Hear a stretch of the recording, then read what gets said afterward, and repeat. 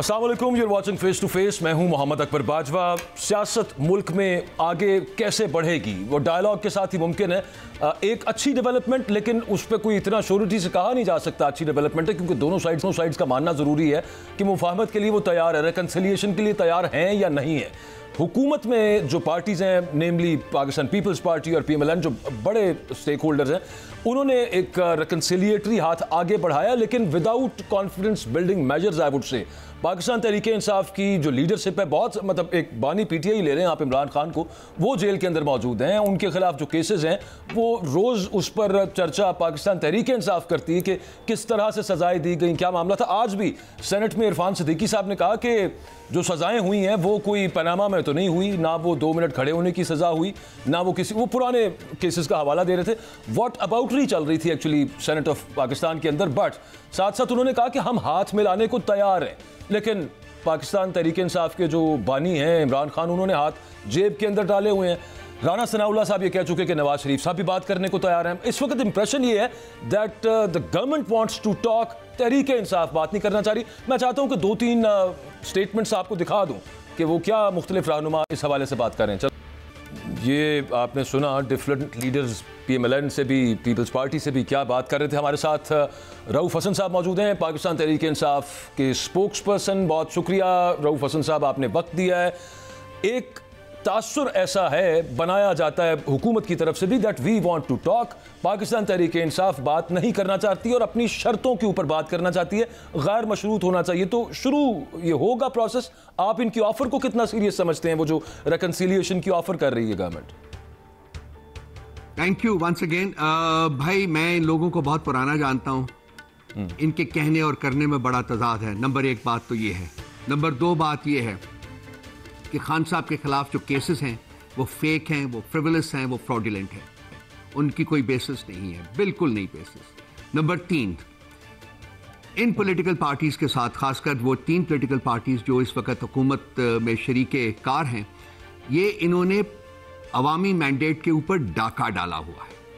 अगर ये बातचीत में इतने ही सिंसियर हैं तो उसके लिए एक कंड्यूसिव ग्राउंड क्रिएट करने के लिए इनको चाहिए कि इस डाके को वकेट करें, और जो इन्होंने रात के अंधेरे में जो सीटें हमसे लूट कर इनकी झोली में डालेंगी, इनके कशकोल में डालेगी, उनको वापस करें, ताकि एक जस्ट इलेक्शन जो है उसके बाद आगे बढ़ सकें। उसके बाद बातचीत के बारे में सोचा जा सकता है। इस वक्त हमारे कायद की इंस्ट्रक्शन हमें यह है कि वो political parties 3, PMLN, Peoples Party और MQMP, जिन्होंने रात के अंधेरे में हमारे हक के ऊपर, हमारे मैंडेट के ऊपर डाका डाला हुआ है, उनके साथ किसी किस्म की गुफ्तगू नहीं होगी। यही हमारा स्टांस है, ये हमारी पार्टी का स्टांस है।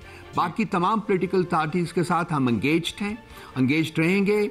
6 पॉलिटिकल पार्टीज का इत्तेहाद बन चुका हुआ है, और ये इत्तेहाद जो है इसके बहुत जल्दी इसमें और भी कुछ पॉलिटिकल पार्टीज जो हैं वो शामिल होंगी। सो ये नहीं कि हम पॉलिटिकल पार्टीज के साथ एंगेज नहीं करते। इन पार्टीज में भी जो हमारे साथ शामिल हैं, आप इस बात को वाउच करेंगे कि हमारे इनके साथ भी शदीद इख्तलाफात रहे हैं पास्ट में, लेकिन हमने उन इख्तलाफात को भुला के हमने कहा है कि नहीं, पाकिस्तान में जमहूरियत की जद्दोजहद जो है, पाकिस्तान की बका, पाकिस्तान की सलामती, पाकिस्तान का मुस्तकबिल जो है वो उन इख्तलाफात से बालातर है, इसलिए हम इनके साथ बैठे हैं।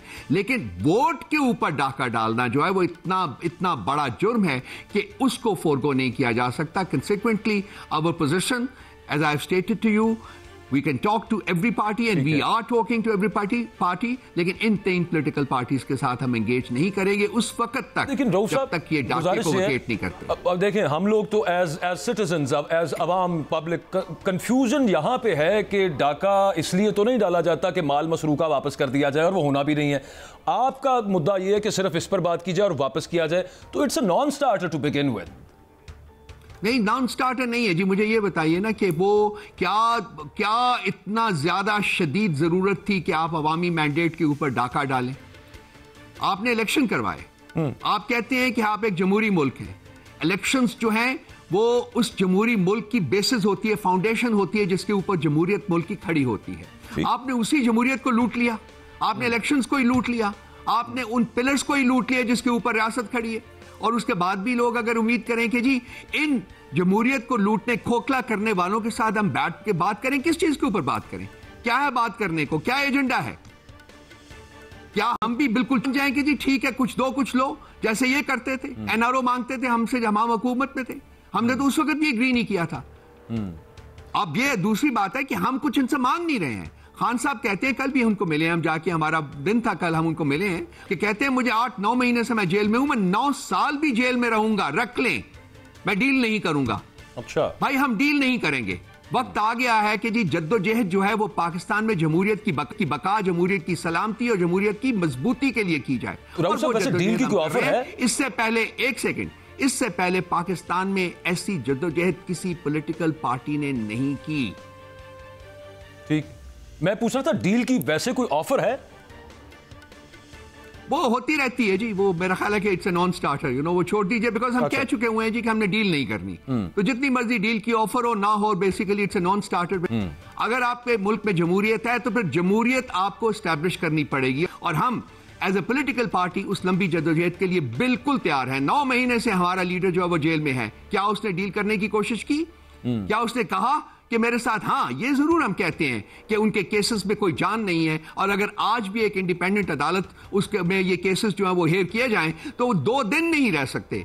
वो क्रम्बल कर चुके हुए केसेस, लेकिन उसके बावजूद डिलेइंग टैक्टिक्स इस्तेमाल करके उनको लंबा किया जा रहा है। लेकिन उसमें जब खान साहब भी कहते हैं ऐसे बातचीत नहीं होती। तो मैं अगर जनरल बाजवा के साथ हुकूमत गिराने के बाद 2 दफा बात कर सकता हूँ, मुलाकात कर सकता हूँ, मैं किसी के साथ भी बैठ सकता हूँ, तो व्हाट डज दैट मीन? मतलब वो चलना चाहते हैं ना, आगे बात तो करना चाहते हैं। मैं वो नहीं कहता कि मुफाहमत, लेकिन ये कि मतलब इश्यूज के ऊपर बात हो और आगे बढ़ा जाए। देखिए, दूसरी बात एक और है। चलिए, अब बहुत ही हकायक की बात कर रहे हैं, तो मैंने भी प्रोग्राम शुरू होने से पहले है कि कोई अच्छी गुफ्तगू कर लेते हैं। देखिए, इन लोगों के पास जो हमसे बातचीत करने का कह रहे हैं, इनके पास है क्या देने को हमें? ये हकीकत है, इस हकीकत को एक्सेप्ट करना पड़ेगा। इसलिए हम कहते हैं कि जी बातचीत हो जाएगी, लेकिन वहां भी हम डील नहीं करेंगे। वो बातचीत क्या है? वो बातचीत ये है कि हर इदारे का एक कॉन्स्टिट्यूशनल रोल है मुल्क में, Allow me to ask something. Political role play करे। मुझे इजाजत दीजिए कि मैं आपसे जब करता है तो कॉन्स्टिट्यूशन को वायलेट किया जाता है। बिल्कुल ठीक है, बिल्कुल ठीक है, लेकिन at the same time Imran Khan साहब ये कहा करते थे कि इस चीज को, इससे डिनाई नहीं किया जा सकता इस बात से कि एक पुराना रोल उनका है एस्टेब्लिशमेंट का बहुत सारे मैटर्स के अंदर, और उसको एक्सेप्ट करें। और वो एक हाइब्रिड वाला मामला, वो हाइब्रिड प्लस हो गया अंडर शहबाज शरीफ साहब। 2 पाकिस्तान की बड़ी पॉलिटिकल पार्टीज एक ही तरह की सोच रखती हैं, allow me to say that also. अब अगर आपस में पॉलिटिकल स्टेक होल्डर्स बैठ जाएं और उसको कॉन्स्टिट्यूशनलाइज कर दें उनके रोल को, जैसे इंडोनेशिया में किसी दौर में हुआ था, बर्मा की मिसाल हमारे सामने, गो के वहां पे चले नहीं वो मामलात, वो रिवर्स भी हो गए इंडोनेशिया में तो, लेकिन ओवरऑल पाकिस्तान में अगर यूं कहीं आगे चलाना है और दोनों रहनुमा ये बयान देते हैं तो उसको फिर लीगल कर देना, उसको कॉन्स्टिट्यूशनलाइज करते, लेकिन उसके लिए बैठना पड़ेगा। देखिए मसला ये है कि ये जो लोग इस वक्त बातचीत करना चाह रहे हैं या बातचीत करने के लिए स्टेटमेंट्स दे रहे हैं, इनके पास देने को हमें, अगर इनके पास कुछ नहीं है हमें देने को मेरे भाई, तो इनके साथ बैठ के बातचीत करने का हमारा सूली फैसला है कि जी हमने इन लोगों से बात नहीं करनी, क्योंकि ये डाका डाला हुआ है इन्होंने। अगर बातचीत करनी ही है तो वो फिर मसाइल को हल करने के लिए की जाएगी। वो मसाइल हल करने के लिए कुछ बात मैंने आपके पिछले सवाल के जवाब में कही ठीक है, ठीक। वोट के जरिए तो आया नहीं है ना इख्तिदार, इनके पास ये प्लेट डेमोक्रेसी नहीं है। तो चलिए, एक नहर जो है वो चेंज हो जाती है, फिर हम उसकी तरफ जाएंगे, देखेंगे कि उसको कैसे टैकल करना है। इस वक्त तो आप ये कहते हैं ना कि मुल्क में जमहूरियत है, मुल्क में इलेक्शंस हुए, लेकिन ये नहीं मानने को तैयार कि इलेक्शंस में मैंडेट जो था वो चोरी किया, उसको फिर डाका डाला गया। लेकिन आप जमहूरियत का भी तकाजा करते हैं, जमहूरियत का भी आप प्रचार करते हैं। 2 चीजें इकट्ठी तो नहीं चल सकती ना। और दूसरी बात है कि ये रोल जो है, जो मैंने पहले अर्ज किया था कि हर एक रोल है, ठीक है, उस रोल के अंदर रह के जब काम करेंगे तो मुल्क में इस्तेकाम आ जाएगा, मुल्क में डेवलपमेंट, तरक्की शुरू हो जाएगी। ये उस वक्त तक है, ये प्रॉब्लम पीटीआई का नहीं है। सर बड़े पुराने अजूम तो हो चुके। मैं एक चीज आपको सुनवाना चाहता हूं। एग्रीड, लेकिन कोई वक्त आता है ना मेरे भाई कि वो खत्म होना चाहिए ना, क्योंकि मुल्क ने हमने मुल्क जिस नहज के ऊपर पहुंचा दिया है, ठीक, उसके आगे को रास्ता नहीं है स्वाय खाई के, मैं खाई पड़ी हुई है। रऊफ साहब, ये अली अमीन गंडापुर साहब, सीएम केपी, ये कल की उनकी एक स्टेटमेंट है, जरा सुनिए। मैं आपका इस पर चाहता हूँ एनालिसिस की, क्यों उन्होंने कहा था क्या, वो जरा देख लीजिए जनाब। इंशाअल्लाह आने वाले कुछ दिन में अगर कोई ऐसी तब्दीलियां ना आए कि आनी चाहिए जो कि हक पे हैं और वो हक ना मिला, फिर एक सूबा है वो है खैबर पख्तूनख्वा, उसका मुझे बनाया इमरान खान ने वज़ीर आला। मैं आपको यकीन दिला रहा हूँ वो सूबा जब निकलेगा, वो सूबा फिर जब वापस जाएगा इमरान खान को भी लेके जाएगा और हुकूमत भी गिरा के जाएगा। तो वापस खाली हाथ नहीं जाएगा, इमरान खान को लेके जाएगा, चोरों की हुकूमत भी गिरा के जाएगा। और एक दफा पहले मुझे सजा दी है आप लोगों ने, मैंने एक ट्वीट की थी हम इस्लामाबाद पे कब्जा कर लेंगे। अब मैं कह रहा हूँ हक ना मिला, हम इस्लामाबाद में इस हुकूमत से इस्लामाबाद पे कब्जा करेंगे। रऊफ साहब वो कह रहे हैं कि मुझे सीएम बनाया है इमरान खान ने, इस्लामाबाद पे कब्जा करने की बात, मतलब एक्स्ट्रा जुडिशली इमरान खान को साथ ले जाएं, मतलब इंटरप्रिटेशन तो उससे यही निकल रही है। ये बातें अभी ऐसे लगता है मतलब इस तरह की बातें करके खुदा ना खास्ता वहाँ पे गवर्नर राज लगवा दें गंडापुर साहब। देखिए गवर्नर राज तो कॉन्स्टिट्यूशनली लग नहीं सकता, लेकिन देन फिर इंसान सोचता है कि इस मुल्क में पिछले 2 साल से कॉन्स्टिट्यूशन कहाँ है, वो कहीं भी नहीं है, वो तो हर दिन वायलेट होता है, उसको तो रद्दी की टोकरी में डाल चुके हुए हैं। इसका ये स्टेटमेंट मैं वहाँ मौजूद था, ये हमारा यौम तासीस के ऊपर फंक्शन था, ये अगर से शुरू होता है। अगर हमारी कंटेंशन ये है कि हमें इंसाफ नहीं मिला, पिछले 2 साल में हमें इंसाफ नहीं मिला, किसी इदारे से इंसाफ नहीं मिला, बल्कि जो कुछ भी हुआ है वो हमारे खिलाफ हुआ है, वो लेकिन सब्र का पैमाना तो लबरेज हो जाता है ना। तो उसने अगर की बात की है, उसने मांगा है इंसाफ कि हमें दें। विफाक केपी के साथ इंसाफ नहीं कर रही, विफाक केपी का आईजी पोस्ट नहीं कर रही, विफाक केपी का चीफ सेक्रेटरी पोस्ट नहीं कर रही, विफाक जो है वो आपको उनको जो पैसे देने हैं वो नहीं दे रही, विफाक चाहती है कि केपी ट्रिपल हो जाए, हम ये नहीं होने देंगे। और ये कि सबर का पैमाना जो लबरेज वो इफ के बाद देन भी तो है ना, अगर के बाद अगर ये ना हुआ तो ये हो जाएगा वो साथ, वो बड़ा खतरनाक सा है। मतलब ये मैं कहता हूँ सिर्फ उन्होंने महावरतन कहा होगा, लेकिन इस्लामाबाद पे कब्जा करने जाके ये महावरतन कहना भी बड़ी देखिए ये पॉलिटिकल जार्गन जो है वो बड़ी मैं कोट कर सकता हूँ आपको, वो नवाज शरीफ की गुजरांवाला की स्पीच जरा निकाल के सुन लीजिए, उन्होंने क्या कहा था।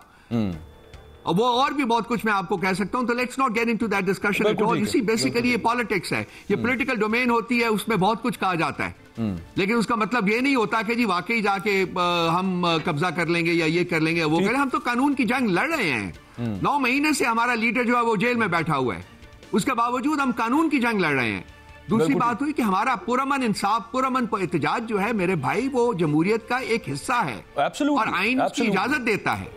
हमें चले वो क्लैरिटी आ गई, महावरतन की बात थी। लास्ट रऊफ साहब, एक इस्लामाबाद की एहतसाब अदालत ने आपके इल्म में ही है इमरान खान साहब को जेल से इदारों के खिलाफ कोई नाम लेने का वो हिदायत की है, मतलब हुक्म दे दिया कि ये ना करें। इस पर क्या आप राय रखते हैं?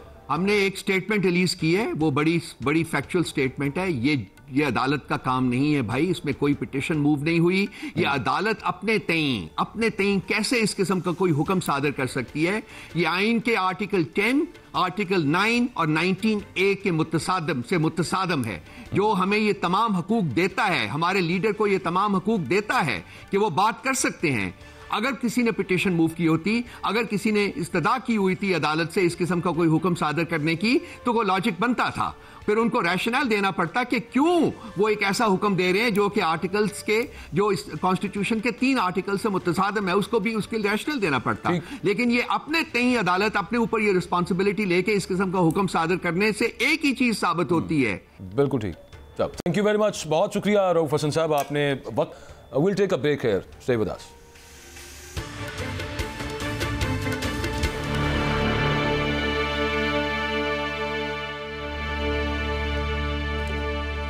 पिछले हफ्ते भी हम ये बात कर रहे थे कि पाकिस्तान मुस्लिम लीग नवाज की जो सदारत है वो दोबारा मियां नवाज शरीफ साहब के पास चली जाएगी, और उसकी वजह ये है, बताई जा रही थी, एक तो कि ज़ाहिर है कि शहबाज शरीफ साहब वज़ीर आज़म के ओहदे पर हैं, मसरूफियात बहुत सारी हैं, इसमें कोई दूसरी राय नहीं है। और लेकिन असल बात बीच में ये भी है कि ज़रा मुफाहमती सियासत करते हैं शहबाज शरीफ साहब, ये किसी से ढकी छुपी बात नहीं है। और नवाज शरीफ साहब, उनका ज़रा दबंग स्टाइल है, वो ज़रा मुज़ाहमती हैं, आजकल वैसे खामोश हैं, बट तवक्को अब ये है कि जो गुजारिश की आज प्रेस कॉन्फ्रेंस जो की, अच्छा राना सनाउल्लाह साहब थे, जावेद लतीफ़ साहब थे, खुरम दस्तगीर साहब थे, बड़ा एक ऐसा कॉम्बिनेशन था जिन लोगों ने प्रेस कॉन्फ्रेंस की। राना सनाउल्लाह साहब, जावेद लतीफ़ साहब के भी खिलाफ बयानात और वो सब मामला वो चलता रहा, बट उन्होंने कहा कि हमने गुजारिश की है नवाज शरीफ साहब से, मोस्ट सर्टनली अब वो नवाज शरीफ साहब PMLN की सदारत संभालेंगे, तो उसके बाद ये भी कहा गया कि अब मुफाहमत होगी या मुजाहमत होगी, ये फैसला नवाज शरीफ साहब ने करना है। तो बात उधर कोई जाएगी जो हम अर्ज़ कर रहे थे पिछले हफ्ते भी और अभी भी थोड़ी देर पहले मैं आपसे बात कर रहा था। Anyways let's start the show. हमारे साथ बैरिस्टर अकील साहब मौजूद हैं, पाकिस्तान मुस्लिम लीग नवाज के रहनुमा। बहुत शुक्रिया बैरिस्टर साहब, आपने वक्त दिया है। पार्टी के अंदर भी सर ये बात है कि अब दोबारा ज़रा मुज़ाहमती किस्म की सियासत हो, क्योंकि बहुत ज़्यादा मफाहमत की वजह से नुकसान हुआ इन टर्म्स ऑफ वोट्स, और किस तरह से मुमकिन हो पाएगा, मतलब हुकूमत में होते हुए PMLN मुज़ाहमती सियासत की तरफ जाए?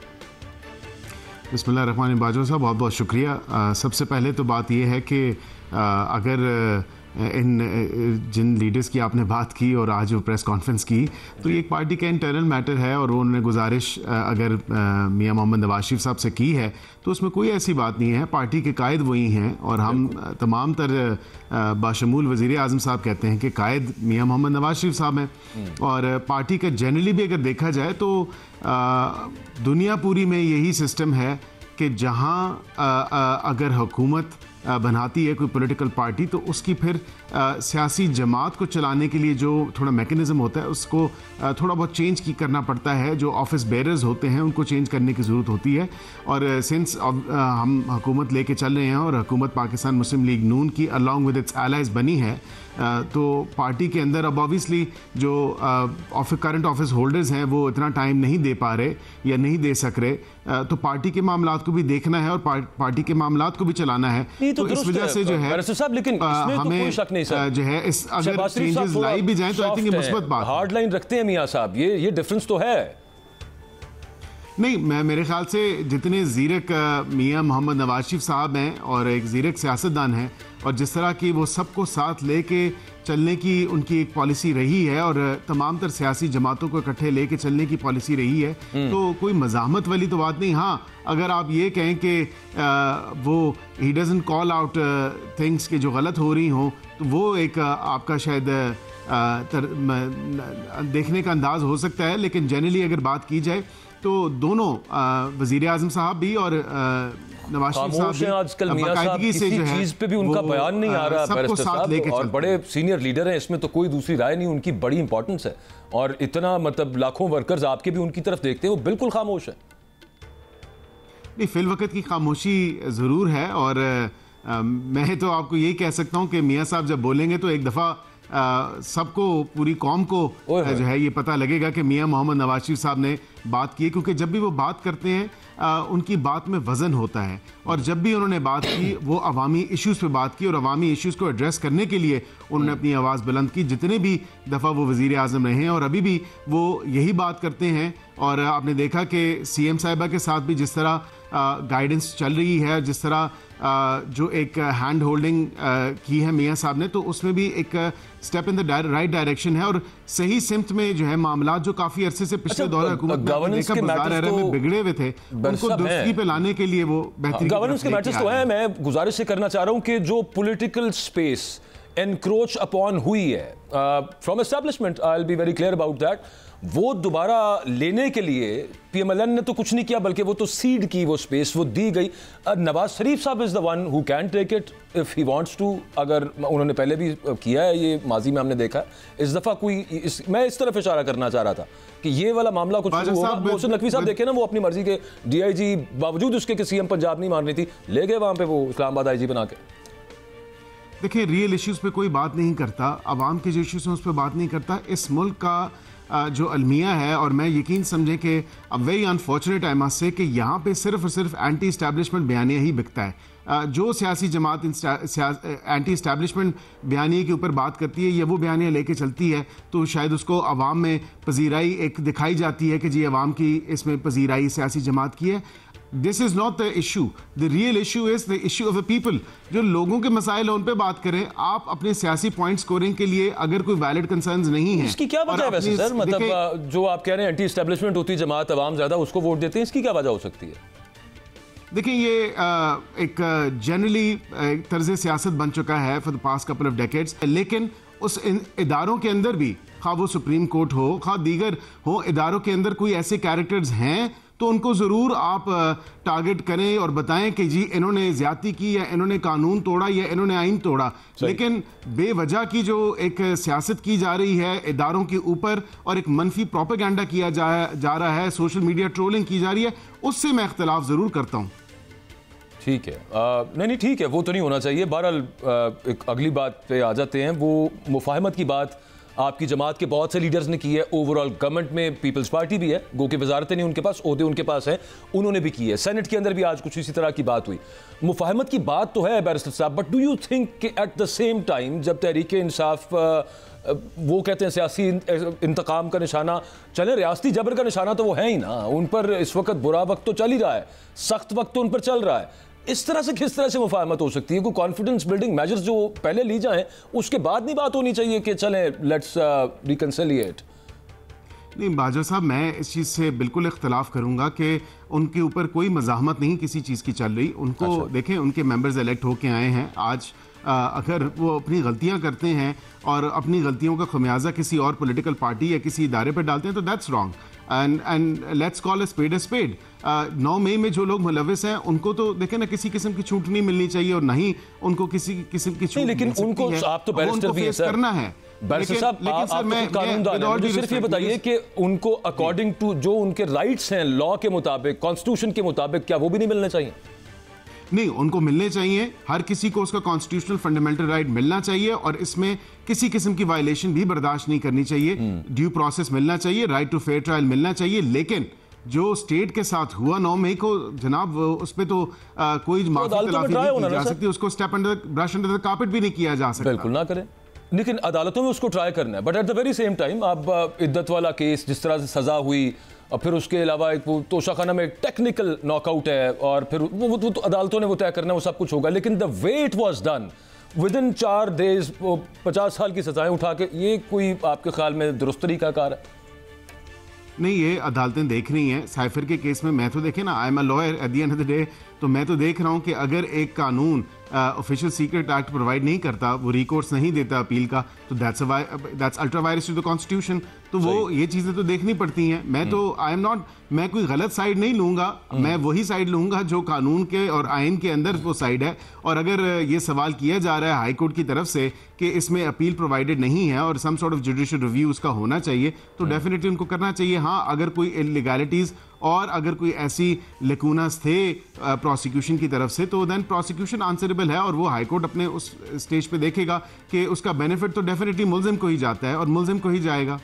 अच्छा, मैं कॉन्फिडेंस बिल्डिंग मेजर्स की तरफ दोबारा आता हूँ। आपने उससे इख्तलाफ किया, आपने कहा कि जबर तो उन पर नहीं हो रहा, जो सही तरीके मतलब जो किया है उसको भुगतना पड़ेगा। चलें, यहाँ तक हम मानते हैं, बात बिल्कुल दुरुस्त बात है, अकॉर्डिंग टू लॉ होना चाहिए जो भी हो। But at the same time हुकूमत के ऊपर आप नहीं समझते कि ज़्यादा रिस्पॉन्सिबिलिटी होती है और बहरहाल कुछ कॉन्फिडेंस बिल्डिंग मेजर्स कह लें आप उनको, या फिर यूँ कह लें कि एक स्टेप आगे जाके, ताकि वो एक स्टेप पीछे जाए और मुल्क आगे को चले? क्या उसकी ज़रूरत नहीं कि एक स्टेप आगे जाया जाए, थोड़ा सा कुछ शो किया जाए, नरमी का रवैया कि चले जी आए? आज हमने नरमी इनके जितने देखें, एक सबसे पहली जो बात है कि आज सेनेट में भी ये बहस हुई और हॉट एंड कोल्ड एक सेशन चला और हमारी तरफ से कॉन्फिडेंस बिल्डिंग मेजर्स हो रहे हैं। हम तो ऐवान में भी आज भी हमारा सेशन था और पिछले 2-4 रोज़ से मैं मतवातर तौर पे ये चीज़ देख रहा हूँ कि बड़ी नरमी आई है और बड़ी ठहराव आया है इनकी बातों में भी, इनके जो एक तजाद था इनकी बातों में, उसमें थोड़ी कमी आई है।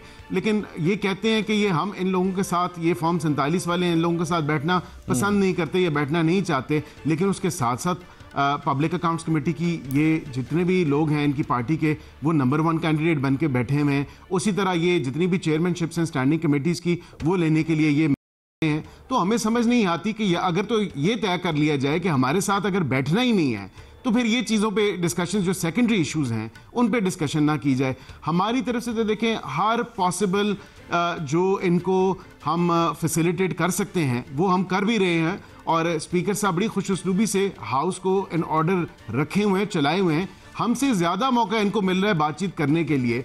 इनके हमारे अगर किसी एक बंदे को सुना जाता है तो इनके 2-2, 3-3 बंदों को एट द सेम टाइम सुना जाता है। तो इस तरह तो ना करें। अगर हाउस के मामलात चलने हैं और we have actually stepped back, हम तो पीछे हटे हैं और लेकिन हम जो ये कहते हैं on the floor of the house, तो वही तो मेरा ख्याल है राइट फोरम है। वो सड़कों पर जाके करेंगे तो फिर तो मामला और आ जाएगा। आप कहेंगे जो जगह आके बात करने की, बहस करने की और अपना आर्ग्यूमेंट रखने की, वो तो पार्लियामेंट है, तो वहां पे तो वो कर रहे हैं। मेरी गुजारिश इस मामले के अंदर बैरिस्टर साहब छोटी सी ये है कि अगर एक उनका डिमांड है कि हमारे पास ही फॉर्म 45 मौजूद पड़े हैं और वो इतना कोई अनफाउंडेड क्लेम भी नहीं है, हर जगह पे नहीं होगा, लेकिन काफ़ी जगह पे वो दुरुस्त भी है। उसका अगर नतारा हो जाए, उसका अगर क्लैरिटी आ जाए उस सब मामले के अंदर, तो क्या आपके ख्याल में ये कोई बहुत अनजस्ट डिमांड है? बाजवा साहब, you and I we can't be the जज एंड द जूरर्स। हम जज और जूरी बन के नहीं बैठ सकते। आइन के अंदर, कानून के अंदर ये वाज़े तौर पे एक प्रोसीजर लेड आउट है और उसका procedure election commission of Pakistan ने बाकायदा तरीके से इलेक्शन एक्ट 2017 और आइन पाकिस्तान 1973 के थ्रू बताया गया हुआ है और उस पर इलेक्शन ट्राइब्यूनल्स हैं। पहले ये लोग इलेक्शन कमीशन के वहाँ से यकीन जाने कि काफ़ी दरखास्तें इन्होंने वापस नहीं, इन्होंने कहा हम खुद ट्राइब्यूनल जाएंगे। अब ये ट्राइब्यूनल्स में दरखास्तें ऑलरेडी जमा करा चुके हैं, तो अब वो उसको स्पीड अप करने पे बात करें। ये बात ना करें कि हम हाउस के अंदर आके जो है हम इनके ऊपर ये एलिगेशंस लगाएं। इससे ज़्यादा देखिए ना, जिन 3 लोगों की आपने अपने शो के शुरू में बात की कि इन 3 लोगों की वो तीनों अपनी सीट्स लूज किए हुए हैं और उन्होंने प्रेस कॉन्फ्रेंस अगर आज की है तो उनकी इससे ज्यादा रिजर्वेशंस हैं। लेकिन इस कंप्लीटली पूरे प्रोसेस पे अगर जो काम करना है, हम तो इंतखाबी इस्लाहात पे बात करते हैं कि आए हमारे साथ बैठे इंतखाबी इस्लाहात पे बात करें, जो रियल कंसर्न है, जो रियल इशू है, ताकि कल को हम भी इस चीज की कंप्लेन ना करें और आप भी कंप्लेन ना करें। So let's work together on the real issue rather than calling each other out on 45 and 47।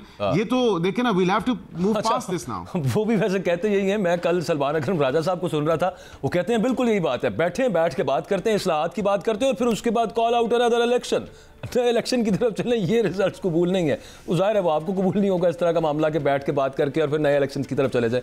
आखिरी सवाल बैरिस्टर साहब, वो फिर अगेन कॉन्फिडेंस बिल्डिंग मेजर्स की बात थी। हुकूमत ने भी कहा कि अच्छा ठीक है, ECL से तो नाम निकालने चाहिए, ये क्या हुआ वो मामला। फिर पेशावर हाई कोर्ट ने हुक्म दे दिया बहुत सारे लोगों के कि इनके नाम ECL से निकाले जाए। गवर्नमेंट नाम नहीं निकाल रही ECL से, how do you see this? और ये तो छोड़ दें कि अपने तौर पर निकालना, पेशावर हाई कोर्ट का हुक्म है हुजूर। देखें, मैं खुद वकील हूं और मैं खुद ECL के और नो फ्लाई लिस्ट के केसेस में पेश भी होता रहा हूं, डिफेंस की तरफ से पेश होता रहा हूं और कई दफ़ा हमने देखा कि बगैर किसी वजह के नाम नहीं होता, कोई ना कोई एलिगेशन या कोई ना कोई ऐसे कोर्ट कह रही है ज़रूर होती है। मेरी सुन लें ना, अर्जी सुन लें। अगर 9 मई के मामलात में अगर कोई मुलव्वस है या उससे जुड़े तुड़े कोई एंटी टेररिज्म या एंटी स्टेट एक्टिविटीज़ में जिसकी अगर कोई मुलव्वस है या अगर कोई स्टेट को उन पे कोई इशू है और नो फ्लाई लिस्ट पे डाला हुआ है, तो उसके लिए भी प्रोसीजर एक सेट है। वहां पे उस प्रोसीजर को मिनिस्ट्री ऑफ इंटीरियर है, मतलब कोर्ट नहीं कह सकती, आप ये कहना चाह रहे हो मिनिस्ट्री ऑफ इंटीरियर करेगी? उसमें कोर्ट भी, हमें ना प्रैक्टिस में एक चीज बताई जाती है कि जब हम डायरेक्टली कोर्ट के पास दरखास्त लेके जाते हैं ECL की कि ECL से नाम नहीं निकाला, वो कहते हैं सेक्शन ऑफिसर को आपने दरखास्त दी या मिनिस्टर को दरखास्त दी इंटीरियर के कि आपका नाम ECL से निकालें, क्योंकि वहां पे कमेटी बनाई गई है और उस कानून में बेहतरी भी आई है इन द रीसेंट पास्ट। लेकिन अब बात यह है कि डायरेक्टली हम लोग मुंह उठा के सारे हाई कोर्ट पहुंच जाते हैं 199 की जुरिस्डिक्शन में बगैर कुछ किए हुए। I mean we have to do our homework as well ना। अब हम सर वो तो हो गया ना, किसी का होमवर्क पूरा होगा तो कोर्ट ने कहा ना कि इनके नाम निकाल दें, लेकिन नहीं निकाले जा रहे। कोर्ट ने इजाजत दी है तो अगर देखें कोर्ट में मैं अभी खुद रमजान मुबारक के महीने में उम्रे पे था और PTI के कितने ही लोग यकीन करें कि उम्रे पे गए हुए थे और उनके नाम भी नो फ्लाई लिस्ट से निकले हुए थे। जिन लोगों ने ट्रैवल करना था वो ट्रैवल करके परमिशन लेके अदालतों से गए। साहब मैं तो कुछ और बात कर रहा था, मैं तो ये कह रहा हूं कि अदालत का हुक्म है उसको नहीं माना जा रहा। ये चीज तो नहीं, अदालत का हुक्म मानना चाहिए, नहीं तो कंटेम्प्ट ऑफ कोर्ट है और कंटेम्प्ट ऑफ कोर्ट बिल्कुल भी नहीं होनी चाहिए। और कंटेम्प्ट ऑफ कोर्ट देखिए एक बड़ा सीरियस कंसर्न है। अदालत ने अगर हुक्म दिया, बिकॉज मेरी नजर से ये ऑर्डर नहीं गुजरा, तो अगर अदालत आपसे पूछ रहा था सवाल कि अदालत का हुक्म है तो वो मनोहन तस्लीम करना पड़ेगा। बिल्कुल ठीक है, बिल्कुल ठीक है। Thank you very much for your time. Barrister Akeel Malik साहब हमारे साथ मौजूद थे। ब्रेक है, वापस आएंगे, स्टे विद अस।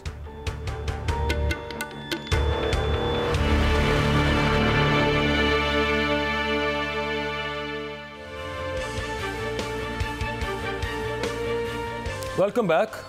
हम बात कर रहे थे कि नवाज शरीफ साहब दोबारा पार्टी सदारत संभाल लेंगे। पिछले हफ्ते भी ये बात चल रही थी और उसके the reason behind that is that Shahbaz Sharif sahab जो है कुछ वो बहुत ज़्यादा कंसिलिएटरी कह लें, आप उसको मुफाहमती कह लें, आप उनको बयानिया जो पार्टी का था वो रहा नहीं अंडर शहबाज शरीफ साहब, नुकसान हुआ। अब आइडिया ये है PMLN का कि वो आगे कुछ बेहतर हो जाएगा। दानियल अजीज़ साहब हमारे साथ मौजूद हैं, सीनियर सियासतदान हैं। Thank you very much Daniyal साहब, आपने वक्त दिया। I am asking you this question because you know the party from inside out, आपको अंदाजा है कि आगे ये कितना आसान या मुश्किल काम होगा, किस तरह से मुमकिन होगा कि आज राना सनाउल्लाह साहब भी कह रहे थे, इशारा उन्होंने इसी तरफ किया कि मुफाहमत करनी है या मुज़ाहमती बयानिया बनाना है, अब आगे ये नवाज शरीफ साहब बताएंगे। सो द पार्टी थिंक्स के मुज़ाहमती बयानिया बना के दोबारा it can gain the ground के जो उनके हाथ से निकल गई थी, तो ये मुमकिन हो पाएगा आपके ख्याल में? जी, मुज़ाहमत आप करें, मुफाहमत आप करें, पाकिस्तान की आवाम जो है उनको महंगाई और बेरोज़गारी तबाह कर रही है और पानी उनके सर से ऊपर गुजर गया है। कभी कहते हैं जी आप हाथ मिला लें डियाला जाके, कभी कहते हैं इंडिया देख लें।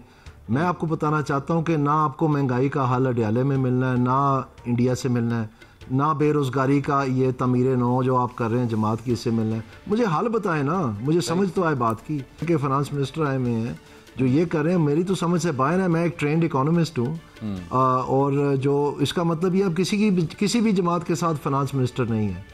यानी पीटीआई के पास तो 2 मांगे के थे, वही वाले जो पहले पीपल्स पार्टी को फराम किए थे। उनका अपना बैट्समैन तो पहले बॉल पे ही आउट हो गया था, तो अब ये है कि इनके पास भी नहीं रहा। तो ये मामला सारा मईशत का है और इनको कोई समझ नहीं आ रही, ये डोर सुलझा रहे हैं, सिरा नहीं मिल रहा इनको। दानियल साहब, मईशत दान तो इनके पास हैं, वो असल में पीछे से दिए जाते हैं, तो फिर वो रख लेते हैं आगे कि वो कहते हैं ना ये आपका ठीक नहीं है, ये साढ़े वाला ठीक है। वो जो भी है ठीक है, नहीं है, बात यह है कि तजर्बे का अब टाइम नहीं रहा है। पाकिस्तान बिल्कुल आखिर पे खड़ा है और ये मईशत को, पाकिस्तान को दर हकीकत एक इकोनॉमिक ट्रांजिशन प्लान चाहिए। वो इनमें किसी के भी सख्त नहीं है इनमें ये बना सकें, ना इम्प्लीमेंट कर सकें। पाकिस्तान में ये टिंकरिंग एट द साइड्स नहीं हो सकता और उसका एक मेन फोकस जो है वो बैंकिंग रिफॉर्म होना पड़ेगा। बैंकिंग रिफॉर्म के बगैर आप ना महंगाई को कंट्रोल कर सकते हैं, ना बेरोजगारी को कंट्रोल कर सकते हैं। दानियल साहब, आज पाकिस्तान एक तकरीब में आर्मी चीफ साहब ने खिताब किया और उन्होंने ये फरमाया कि आज के दौर में माशी इस्तेहकाम के बगैर मुकम्मल खुद मुख्तारी का तसव्वुर मुमकिन नहीं। एक कॉमन आर्ग्यूमेंट है कि आज के दौर में, कॉमन आर्ग्यूमेंट से मतलब है कि it's an established fact across many countries in the world, बहुत सारे मुल्कों के अंदर ये माना जाता है कि सियासी इस्तेहकाम होगा तो माशी इस्तेहकाम आएगा। सियासी इस्तेहकाम भी पाकिस्तान में अभी तो दूर दूर नज़र नहीं आ रहा। आप अग्री करते हैं इस चीज़ से? जी बिल्कुल, मैं अग्री करता हूँ। ये भी हुकूमत सिर्फ उतने दिन है जिसके लिए ये बनाई गई है, लेकिन ये मैं आपको बताना चाहता हूँ कि इन जमातों के पास पाकिस्तान का कोई हल नहीं है। आप बेशक इमरान खान, बिलावल और शहबाज शरीफ तीनों को प्राइम मिनिस्टर बना दें, 3 कुर्सियां लगा दें, इनसे पूछ लें ये जो 5 से 9 अरब बिजली का चोरी है ये कैसे हासिल करना है ताकि लोगों के बिल 18 रुपये 52 पैसे कम हो जाए, यानी जिसका 15,000 का बिल है वो 8,500 का हो जाए। ये बता देना हमें, हम मान जाते हैं। अभी इन्होंने पूरा साल कोशिश की है कि होल ऑफ गवर्नमेंट अप्रोच है, ये है वो है फलाना, और 2 महीने रह गए हैं तो सिर्फ 58 बिलियन ये इकट्ठा कर सकें और 590 और 58 में बड़ा फर्क है। तो 2 महीने में तो ये नहीं हो पा रहा। आज सुना है, हमने सुना है दानियल साहब कुछ 6 ट्रिलियन के हमारे पास को मादनियात के ज़खायर भी हैं, विच जो ऑब्वियसली वो उनको करना है, उनको एक्सकवेट करके और प्रोसेस करना वो हमारा तो नहीं, लेकिन वो ठेके से के इधर उधर जाएंगे माइनिंग के। It's a very crucial part, वो जो एक आगे विजन है इसको पाकिस्तान को फाइनेंशियली स्टेबल करने के हवाले से, वो बातें आपको नहीं लगता पाकिस्तान में है तो सही ना? मतलब पता नहीं किसने बताया होगा, लेकिन उसने भी 6 ट्रिलियन के ना हो, मैं कहता हूँ 2 ट्रिलियन के ही हो, कुछ ना कुछ तो निकल आएगा तो कुछ बेहतरी की तरफ चला जाए। वो कह रहे हैं तो मान लेना चाहिए। जी ठीक है, मुझे याद है अभी तक कि यही दोनों भाई जो हैं इन्होंने कहीं पता नहीं चकवाल में या जेलम में, चकवाल में या जेलम, जी सॉरी सर, चनियोट में निकला था सोना। नहीं सोना नहीं, ये कोयला पकड़ा हुआ था और एक मतलब पाइप सा था कोयले का, और ये कह रहे थे कि ये सखीरे मिल गए हैं और पता नहीं पाकिस्तान का वो चनियोट ही था सर, वो मुझे याद है, वो लोहा था बेसिकली, साथ उन्होंने कहा था इसमें डिफरेंट मिनरल्स हैं। हम काफ़ी सुनते हैं ये इमरान खान साहब हमें बताते रहे, बस दुआ करें कि गवादर के सामने तेल निकल आया, बस दुआ करें कि आप देखें पाकिस्तान कहाँ से कहाँ चले, किधर गया सर। ऐसे ही ये गपशप है, ये बड़ा टाइम लगता है इन चीज़ों को डेवलप करने के लिए और बहुत ज़्यादा कैपिटल इस्तेमाल होता है। और आपने सही कहा शुरू में कि सियासी इस्तेकाम के बगैर कोई भी पैसे लगाने के लिए तैयार नहीं है और आपके पास तो ज़र मुबादला ही नहीं है जिससे वो अपने मुनाफे वापस अपने मुल्क ले जा सकें, जिसको प्रॉफिट रिपेट्रिएशन कहते हैं अंग्रेज़ी में। तो इसलिए वो ये सब कुछ जो चीज़ आपको दे सकती है फौरी हल, वो ज़राअत है, उस तरफ आप जा नहीं सकते क्योंकि आपका जो स्ट्रक्चर्स हैं फाइनेंशियल इंटरमीडिएशन के वो उसके लिए तैयार ही नहीं है। तो बड़े पैमाने पे, छोटे मोटे तो ठीक है, आपको कहीं छोटा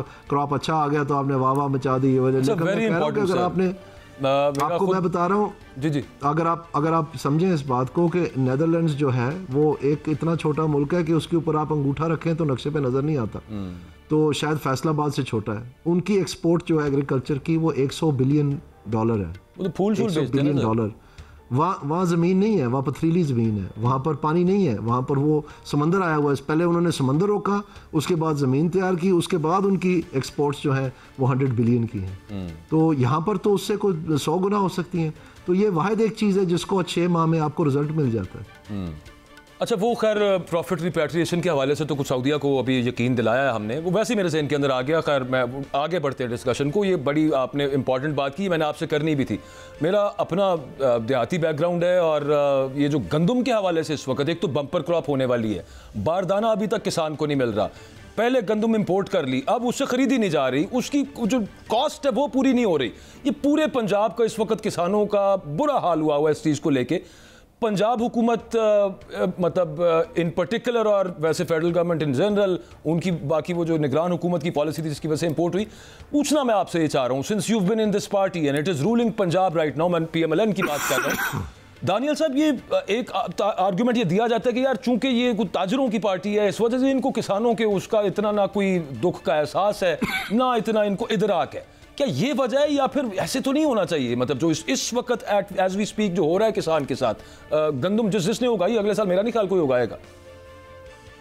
ये जी इससे बहुत मुस्तफीद हो रहे हैं। देखें, अगर आप ये रेट नहीं देंगे तो जो बारदाने का रेट है 3900 रुपीज़ और मार्केट कलेप्स कर जाएगी। अभी कहीं 3200 पे है, 3000 पे अभी तो गंदम आई नहीं है पूरी तरीके से। प्रॉब्ली अगर आएगी, ये ख़रीदारी नहीं करेंगे तो ये 1500 पे चले जाएगी। तो आपके लिए तो विन विन है, क्योंकि ना इनको रकम मिलेगी, ना ये डिमांड आएगी, तो ना महंगाई होगी, तो शरह सूद नीचे आ जाएगी। शरह सूद नीचे आएगी तो इन्हीं के बारे न्यारे हो जाएंगे, क्योंकि ये जो बड़े बड़े सियासी सरबराहान हैं इनके कारोबार सारे बैंक के कर्जे से चलते हैं। तो जब सूद का शरह 22% पे है तो इनकी किस्त तो बहुत बड़ी हो गई है, तो इनको बड़ी तकलीफ है इस बात की। तो अवाम चाहे शिकस्त तो रेख्त हो जाए महंगाई से, इनको फ़र्क नहीं पड़ता, लेकिन ये शरह सूद हमने नीचे लानी है। तो ये एक तरीका है कि आप किसान को मार दें ताकि फ़ायदा जो हमारे ये सियासी सरबराहान हैं इनको फ़ायदा हो जाए, क्योंकि फिर शरह सूद नीचे आएगी और इनकी किस्त कम हो जाएगी।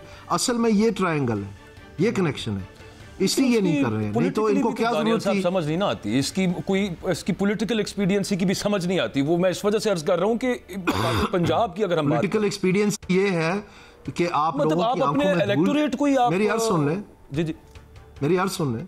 पॉलिटिकल एक्सपीडियंसी इसमें यह है कि आप लोगों की आंखों में धूल झांकते जाएं कि हम तो ये ज़िला और तहसील लेवल पे इन्फोर्समेंट पुलिस बनाने लगे हैं ज़ख़ीरा अंदोज़ी के ख़िलाफ़। ठीक है, जब कि हमने महंगाई ख़त्म करनी है और ये निर्खनामे और ये छापे मारेंगे हम, ये लोगों को बेवकूफ़ बनाने के मुकाबले है। क्योंकि जब IMF या वर्ल्ड बैंक के साथ या इंटरनेशनल दुनिया के साथ मिनिस्ट्री ऑफ फाइनेंस या स्टेट बैंक बात करती है तो ये कभी नहीं कहते किसी भी मुआहदे में कि जी हम मजिस्ट्रेट बढ़ा देंगे, छापे बढ़ा देंगे, निर्खनामे पे कंट्रोल करेंगे तो महंगाई कम कर देंगे। वहाँ ये कह नहीं सकते, वहाँ ये कहते हैं कि हम शरह सूद बढ़ा देंगे और महंगाई कंट्रोल हो जाएगी। तो जब शरह सूद बढ़ती है तो फिर इन बड़े बड़े लोगों की दुम पे पाँव आ जाता है। तो इसलिए वो कहते हैं कि गरीब इन्फ्लेशन से मर जाए, ये किसान जो है वो तबाह हो जाए, कोई बात नहीं, लेकिन एग्रीगेट डिमांड कम करने के लिए अगर इनको पैसे हम नहीं देंगे तो इनकी जेब में खर्च नहीं होगा, तो ये चीज़ें नहीं करेंगे तो कीमतें नीचे खरीदेंगे तो चीज़ें नीचे आ जाएंगी। जबकि वो पहले बेचारे महंगाई से नाराज कितना करते हैं। इतनी बड़ी पॉपुलेशन है जो ज़राअत के साथ मुंसलिक है पंजाब की। अगर इलेक्ट्रेट तो इनको फिक्र नहीं रही जी। अब इलेक्ट्रेट तो प्रोवाइड कर दी गई है। ये फॉर्म 47 बड़ी आला चीज़ ईजाद हुई है। ये इलेक्ट्रेट क्या चीज़ है?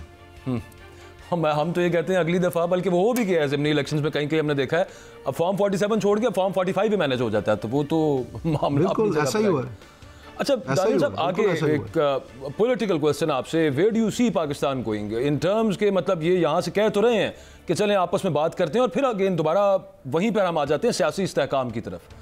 वो चाहे किसी के पास हल हो या ना हो, बट ये जो इस वक्त बिटरनेस है पॉलिटिकल लेवल के ऊपर पार्टीज के दरमियान, खासतौर पर PTI वर्सेस द रेस्ट जो है, ये आपको कहीं पर खत्म होती नजर आती है नियर फ्यूचर? नियर फ्यूचर से मतलब इस साल ये बिटरनेस जो है और ये जो पोलराइजेशन हुई है ये लोगों का ख्याल होगा कि ये किसी जमात की वजह से है, लेकिन ये एक रिएक्शन है। ये इसलिए है कि लोगों को महंगाई जब आई है, उनको पास तो इतनी डिटेल नहीं है कि ये रेला किसने तैयार किया और ये महंगाई कब आई। उन्होंने तो ये देखा कि पीडीएम हुकूमत के दौरान पाकिस्तान में रिकॉर्ड महंगाई हुई, सीधी बात है। तो असल बात तो ये है कि महंगाई और बेरोजगारी कैसे कंट्रोल करनी है, और मैं आपको कह रहा हूँ ये तीनों की बस की बात नहीं है। तो फिर अल्लाह ताला का पाकिस्तान का हामी और नासिर हो। हम तो ये कह सकते हैं जब भी नहीं, ऐसा नहीं है, जस्ट अ मिनट, जब भी मुश्किल पड़ती है उसी वक्त तो नए रास्ते निकलते हैं ना। Necessity is the mother of invention. बिल्कुल। तो इसलिए कुछ नई जमातें मंजर आम पे आ रही हैं, तो मुझे यकीन है कि उनमें से कम एक जिसका मुझे पता है उनके पास इन चीज़ों के हल हैं, तो वो बताएंगे। और फिर जो लोग बैठे हैं, जी बिल्कुल, क्यों नहीं, मैं तो अपनी सियासी जिंदगी बसर करूंगा और पाकिस्तान के लिए और वक्त साफ करूंगा। बिल्कुल ठीक है, चलें, all the very best to you. Daniyal Aziz sahab हमारे साथ मौजूद थे, थैंक यू, आपने अपना वक्त दिया और आपने प्रोग्राम देखा। नाजरीन, आप भी फीडबैक दीजिएगा। कल आपसे मुलाकात होती है। अल्लाह हाफ़िज़।